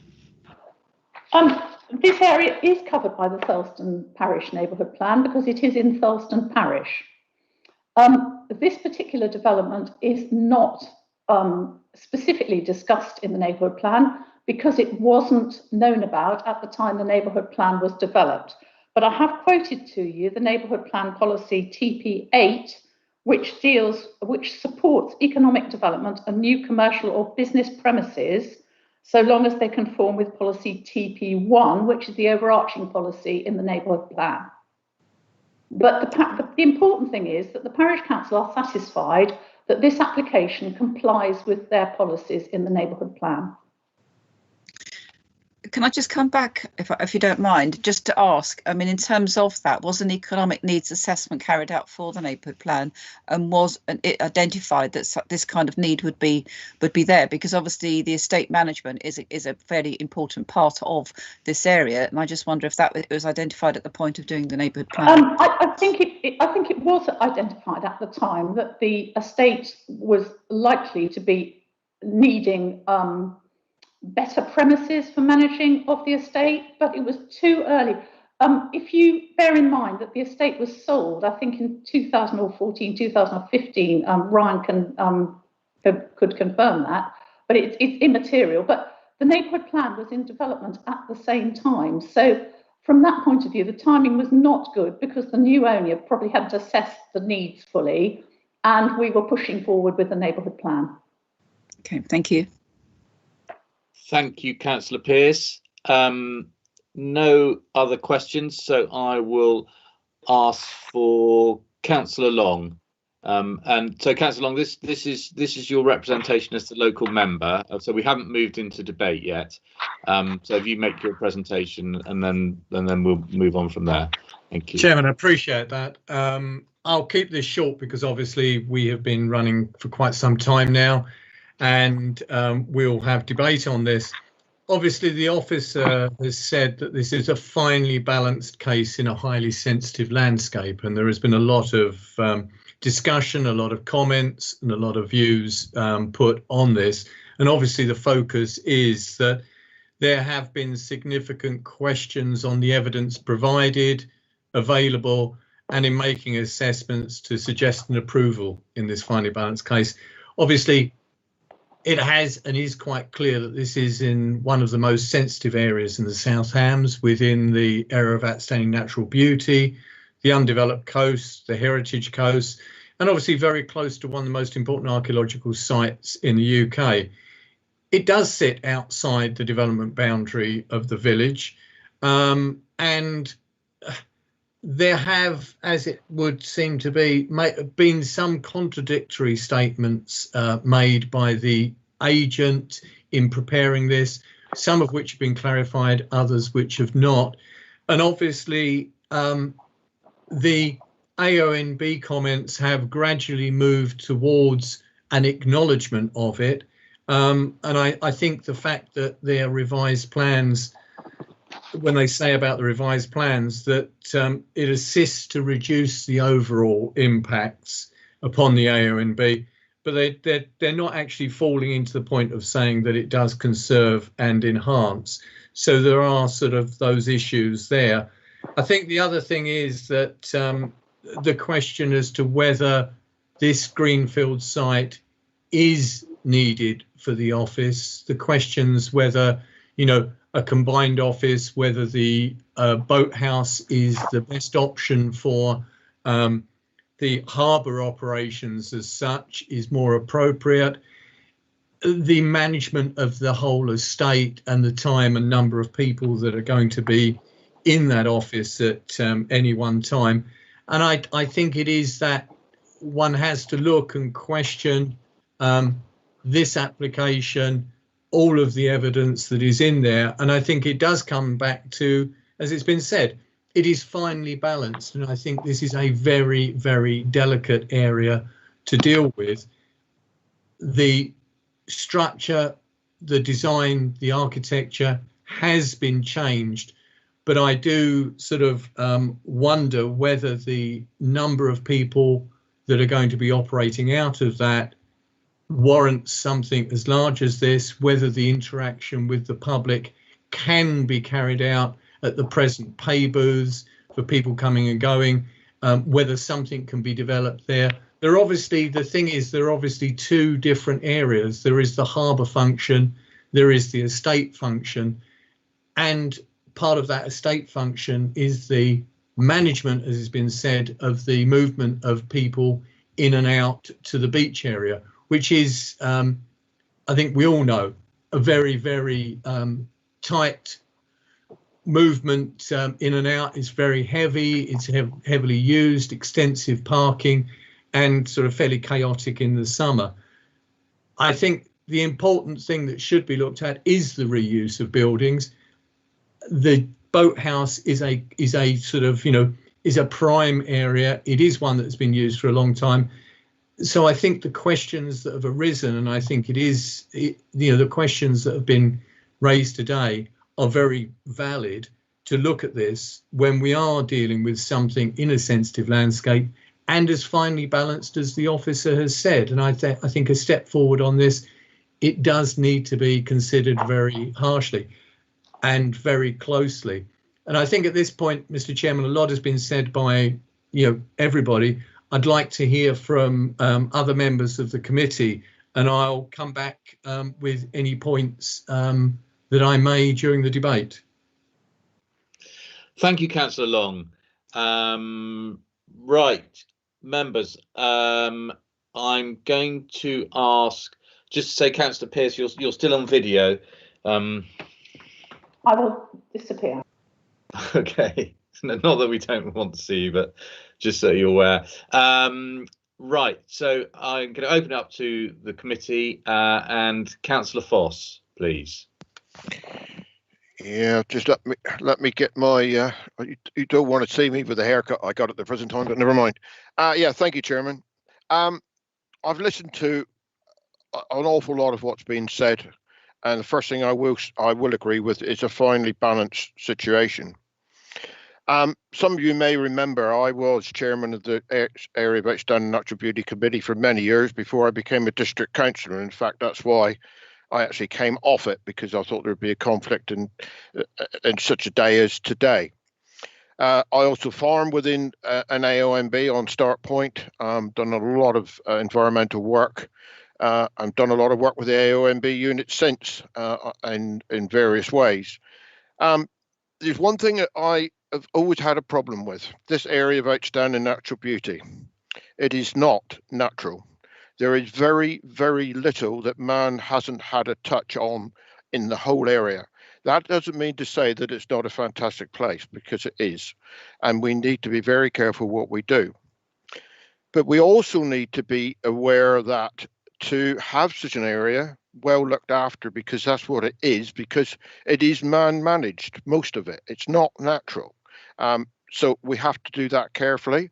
And that's why we got a lot of environmental agreements with Natural England as farmers to make sure that we do that. And I've been doing that for the last 30 years. So, but within that, the businesses that operate within the area of outstanding natural beauty have to be able to make money. They employ people to make money, to be able to continue it as it is. And I've listened to what's been said. The boathouse, I know the area pretty well. They say it's not big enough for what they want. That's fine. I understand what they're saying about managing people. And we all know after last year, we do tend to get a lot of people down here, particularly with the COVID situation. It's not something I would say easily, because I understand what people are saying about going into a greenfield site. But from what the applicants put forward, the lack of, I mean, Councillor Pearce pointed out, we've only had objection from 6 people or 6 places within the whole of the parish. And I mean, people were pretty vocal around here normally. So that, whether some people work for them, I know there's always that issue, but there's a lot of people who don't. It is finely balanced, but taking it all into consideration, and this other application down the bottom is not for us to consider, down at the boathouse, it's not for us to consider at the present time. It's what we've got in front of us. I am minded to go with it. I want to hear what everybody else says. Don't think I'm just taking this lightly, because I'm not, but we do have to look into the social and economic side, as well as the looking at the beauty of the area and enhancing as we try to do. I think that's all I'm going to say for now, Chairman. Thank you, Councillor Foss. Councillor Rowe. Thank you, Chairman. We've heard what Councillor Foss has said, and this is a business, and we are discussing a very detailed report, and it does provide jobs. I listened to the officers in her opening presentation, and she gave a very detailed report. Listening to the officer from the AONB, for which I thank Mr. English, because he definitely gave a good perspective of what the AONB is about. This proposal is not a residential development. It is not a major application. There will be an effect in the area. There always is. And the building is as inconspicuous as possible. It's got a green flat roof proposed to reduce the level of harm. And I feel that it should be, it is finely balanced. It's difficult for us, but at the end of the day, we have to consider that we can move forward, and whatever decision we decide to make, I would like to listen to other members we'll be speaking formally at this point in time, but I think there are jobs to consider, even in the area in which it is in. Nobody likes new buildings anywhere. If there was a proposal to build a block of flats down there, that would be a different matter, but this is a building to accommodate a business, and that's all I will say at this point in time. Thank you. Thank you, Councillor Rowe. Councillor Brown. Thank you, Chairman. Yeah, this has been a thoroughly interesting debate thus far to listen to, and is clearly, I appreciate how finely balanced a matter like this is in the AONB. I completely appreciate what councillors before me have said, and I agree with much of it. And particularly what Mr. English, as the AONB officer, said. I take what he says as being extremely informative. I don't think any of us take the AONB lightly, but by any means, and it is clearly a precious landscape for which we are all very grateful and we all want to treasure. But I think this is also a good plan at the same time, and therefore I realise it's finely balanced, but in accordance with the officer's recommendation, I would like to propose approval. Thank you. Thank you, Councillor Brown. Councillor O'Callaghan. Thank you. Well, I think we need to be very, very careful before deciding to approve a new building on a greenfield site when there are potentially other sites available. Not just an AONB site, it's Heritage Coast. It's an unspoilt place for all the residents, not just of Bantham, but the whole of the South Hams. It's internationally known as well as nationally known. So it's not just anywhere. We're talking about a place for 3 staff, as I understand it, where there are potentially other sites. It hasn't, as I understand it, been endorsed by the AONB officer. It's just been talked about as being ameliorating existing issues.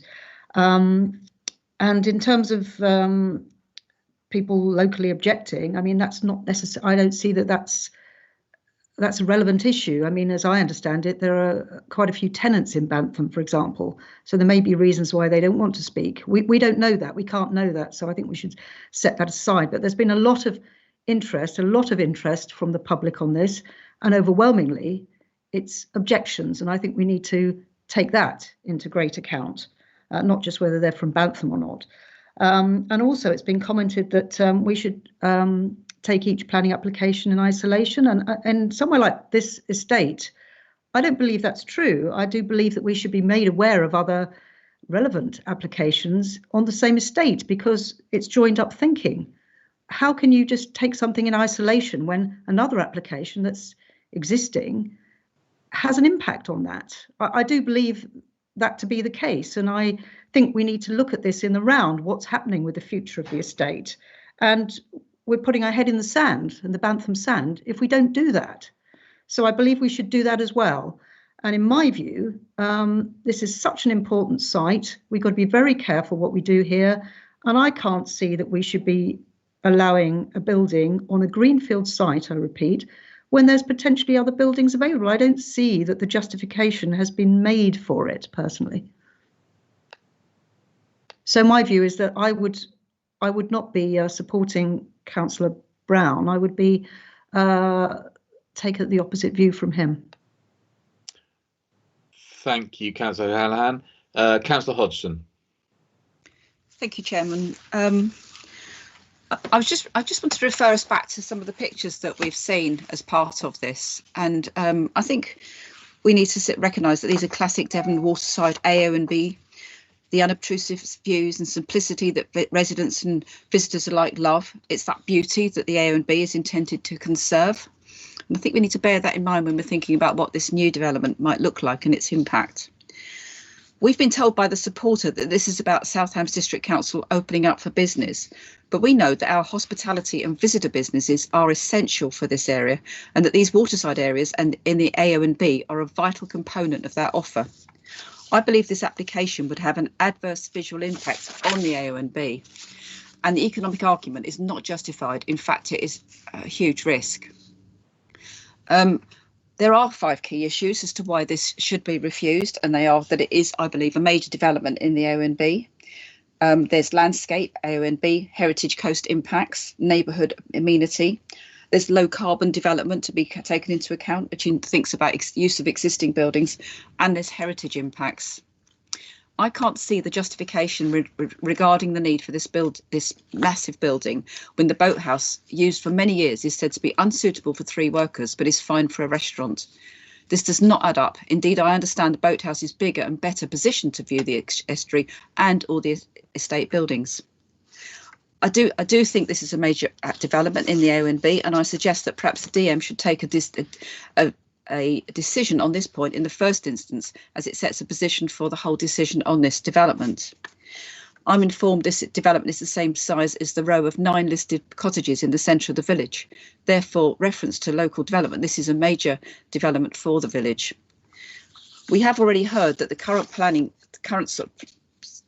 on the estate yard is temporary, and in fact it was, as far as I can understand, for Clock Cottages, which is something separate, and therefore it should be considered a greenfield site.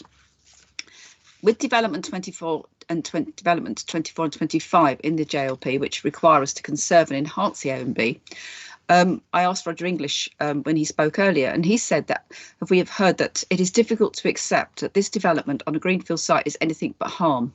He also made reference to design of the building with its flat roof, which despite the statement of the estate manager when he spoke to us as the supporter, is in Mr. English's opinion not the style that is elsewhere in the area or fits in easily. The existing buildings, apart from the containers, are the type that sit well and fit in with the local environs. Indeed, they are very much part of the local heritage and are in a proportion to the varied buildings already there, and are similar in size and scale to other local estate, such as a parking booths that we might see in other similar situations in the AONB, and again form very sort of unobtrusive buildings that visitors are happy to kind of, to enjoy, and residents feel as part of their area. I think it's very likely that this application will cause undue adverse landscape and visual impact, which cannot be justified in the AONB. It is interesting that much has been made of the 6 residents who having objected, and we try and sweep that away. But in fact, in my own ward, 250 objections were received at least for one application, and even that was ignored. So, but I still believe that actually just even one set of valid objections is something we should take into consideration. And I think that we shouldn't diminish these objections, which could be very valid, and I think some of them are. I therefore second the refusal for this application, as I think it is a major development in the AONB. The need is unjustified, as all the buildings needed are available. It will do undue harm to the landscape and visual amenity. The business case is not made, as in fact there will be possible knock-on impacts on the hospitality and visitor officer in the area. And Development Policy 32 does this avoidable new buildings support the South Hams climate change emergency to deliver a low carbon future by making best use of existing buildings? It certainly doesn't. Thank you. Thank you, Councillor Hodgson. I'm not aware that a refusal had been proposed. I'm happy to propose refusal. I'm Denise here. Sorry, I thought Councillor O'Callaghan had. If not, I'm happy to propose. I didn't say it in so many words, but I'm happy to do so. No, you have to do so. But Councillor O'Callaghan, you're going to propose refusal, and that you're going to second that, Councillor Hodgson. Absolutely. And I'm sorry. And did Councillor Brown? Did you propose approval? He did. I did, yes, Chairman. He did. Yeah, excellent. Okay, so that's where we are at the moment. Right, Councillor Abbott. Thank you. In contrast to Councillor Hodgson's summary of that debate, I have an opposing view. The AONB report does not strike out against this. The most it prevaricates, but I think it's actually fairly positive. The parish council is positive, and one of the district councillors speaks clearly for it. And as far as I can see from my overall assessment, I'm quite happy to second Councillor Brown's proposal. So I do. Thank you, Councillor Abbott. Councillor Long. Thank you, Chairman. I'd have to say that a lot of what I was going to say has actually been said by Councillor Callaghan and Councillor Hodgson. I am extremely concerned about the principle that this development moves, the direction it moves in. I think there is also sort of, we're rolling into this. We're rolling into 3 separate areas: beach and car park management, estate management, harbour management, all seemingly because these roles are held by one person. And I think that we should really be looking at the ability for each of those areas to be dealt with separately and efficiently in other locations, such as the boathouse, such as other areas on the estate. We are not looking at other aspects, but what we are looking at is a development as other speakers have said, within the AONB, it is difficult. It is finely balanced. I think there is the question that's come up about the number of people who have objected from the local area. There are obviously a large number of people who are not actually independent of the estate. So they may, for one reason or another, not feel able and capable. But I think to sort of say that that's the reason why it should be approved is wrong. Access to the boathouse is available sort of upstairs from the road. Access is feasible. And I think that we are sort of muddying the waters here by sort of bringing everything together. I honestly do not believe that this is an enhancement to the area, an improvement to the area. It is negative to the AONB, and I think it will have negative impact on the economic ability of the area to operate. The estate can actually achieve that by operating elsewhere and can achieve everything that it's outlined. And I think it has already been said quite clearly by Councillor Hodgson and Councillor O'Callaghan, and I will be voting against the officer's recommendation today and voting for refusal, because I do not believe that this is the answer to all of the questions that have been put or the answer to the estate's requirements. And I think it is detrimental move in the wrong direction for this very, very sensitive area. Thank you, Chairman. Thank you, Councillor Long. Councillor Holway. Thank you, Chairman. Yeah, I've listened to everything. I can understand that the people who work in the porter cabins would like to see the back of them and have somewhere a bit more comfortable to work, but just as convenient to carry out the jobs. And I think we've heard that because the office where the porter cabins are is so handy for people coming and going, responding to all sorts of questions, it does make the job possible, even though they're running on what I guess we would think of as a skeleton staff during the low season. And I think that's vitally important. You've got to think of the people working there. Quite honestly, I wouldn't particularly relish on a cold, wet winter's morning parking in a car park somewhere and then going down the slope and along to the boathouse. It doesn't make an awful lot of sense. With regard to the views, I think the views will be a little bit better than shown in the photos because the office is upstairs. And I think anyway, it's relatively easy to put some CCTV cameras on the boathouse so that they can keep an idea on the moorings and everything else that may not be able to be seen from the top. So I really don't see a problem there. Looking at the building, it's low. It is not going to stand out. It's absolute rubbish to say that it's going to stand out and spoil anybody's view. It's a nonsense. It really is. And I do worry that sometimes about how much issue people make of that. It isn't going to make any difference. I think we've heard about how much the hospitality industry has been hit this year, and I think it should bring home to us not just that it's been hit this year, but just how important the hospitality industry is. And mention has been made of people in the area not wanting to oppose it. People in the area who work in pubs, restaurants, and any other business catering for visitors will not want anything to sort of stop access to Bantham Beach. They will want it all to work swimmingly and easily, because that makes happy holiday makers, and happy holiday makers, they'll come this way, they'll want somewhere to stay, they'll want somewhere to eat, and I think it's been seconded. So yeah, I'd be more than happy to support this application. Thank you. Thank you, Councillor Holway. Councillor Taylor. Yes, thank you, Chairman.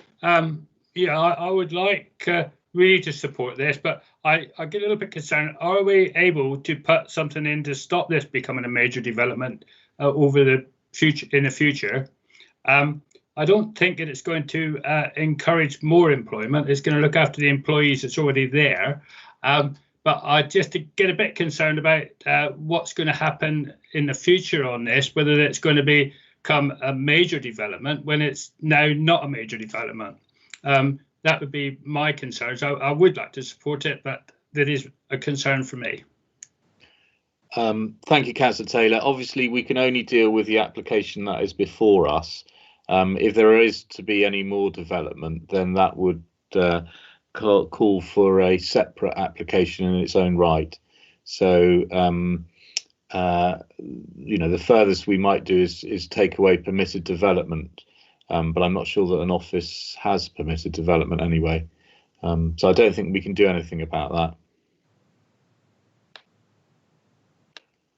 Right, members. So I've had a proposal for refusal was seconded. I'll take that first because that came in first. The second that came in first. The reasons, I think Councillor Hodgson listed 5 reasons. Councillor Hodgson, if you'd just like to quickly be very precise in outlining those 5 reasons for refusal, which I will then we'll check with the officer if they're happy with those, if there's any amendments might want to make. So over to you, Councillor Hodgson. It's major development in the AONB. The need is unjustified as all buildings are available. The alternative buildings are available. Will do undue harm to the landscape and visual amenity.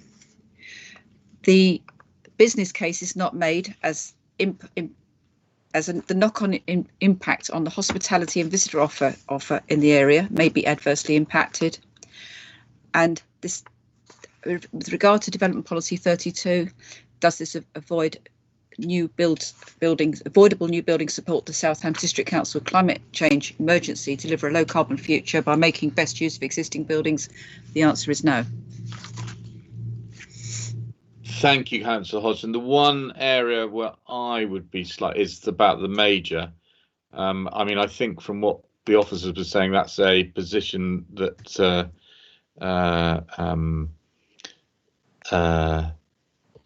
that's a position I think that members would make their own minds up on that. Obviously, if it's a major development, that means that the hurdle to jump over for exceptional circumstances becomes a lot higher. I agree. So yeah. Denise here, do we mention Dev 25 in all that? That wasn't mentioned, Dev 25? Conserving and enhancing, isn't it? Yeah. Okay. Fails to conserve, yeah, at the AONB.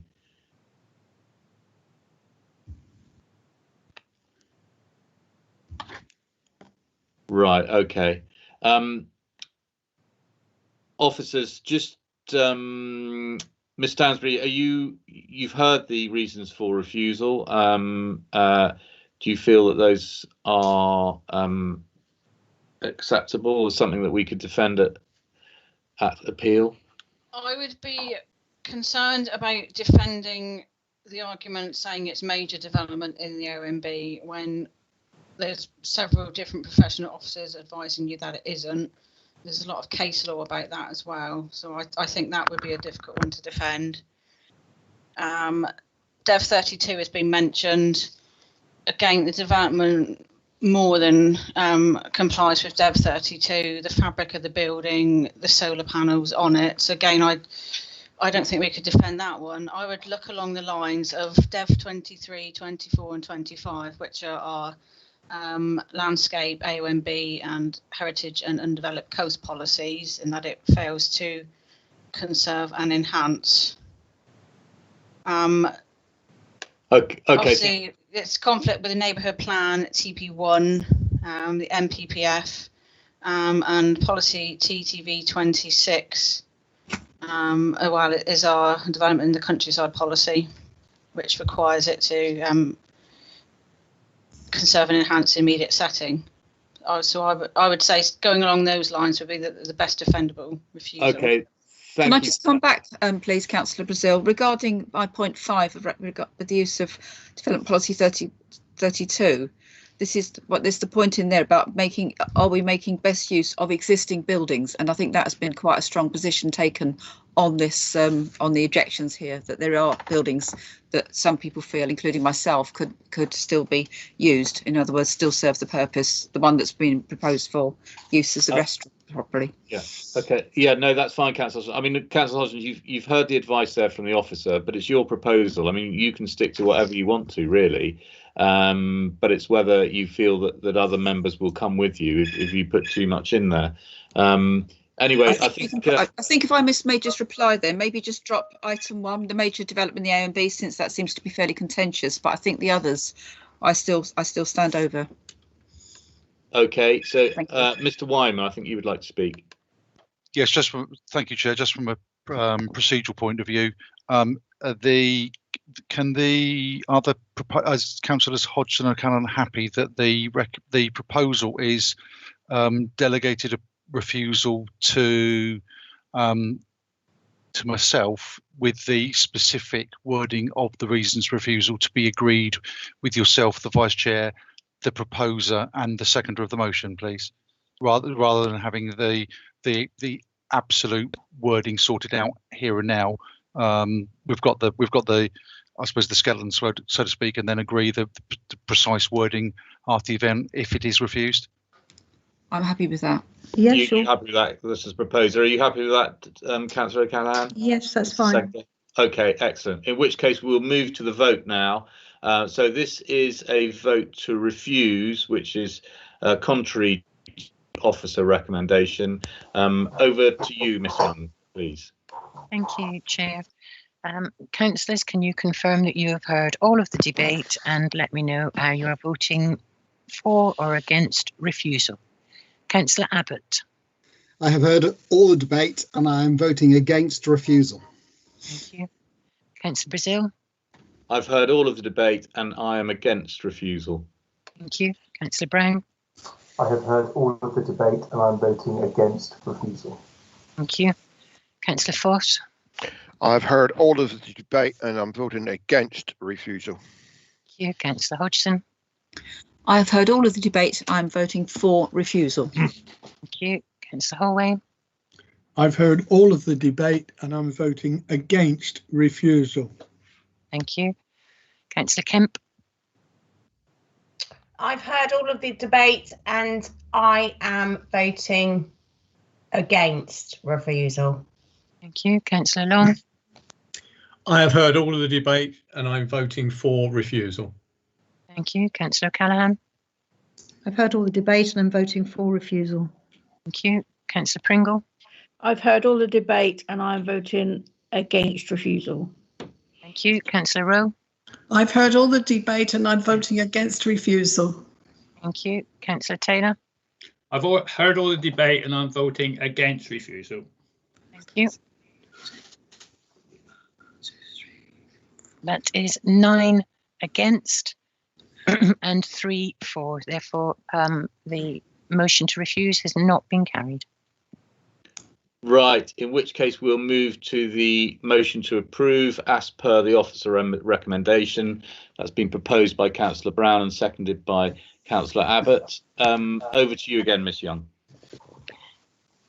Thank you. Can again, if you can confirm you've heard the debate and let me know if you are voting for or against approval. Councillor Abbott. I have heard all the debate and I'm voting for the proposal. Thank you. Councillor Brazil. Yeah, I've heard all of the debate and I'm voting for approval. Thank you. Councillor Brown. I have heard all of the debate and I'm voting for approval. Thank you. Councillor Foss. I've heard all of the debate and I'm voting for approval. Thank you. Councillor Hodgson. I've heard all of the debate and I'm voting against approval. Thank you. Councillor Holloway. I've heard all of the debate and I'm voting for approval. Thank you. Councillor Kemp. I've heard all of the debate and I am actually voting for approval. Thank you. Councillor Long.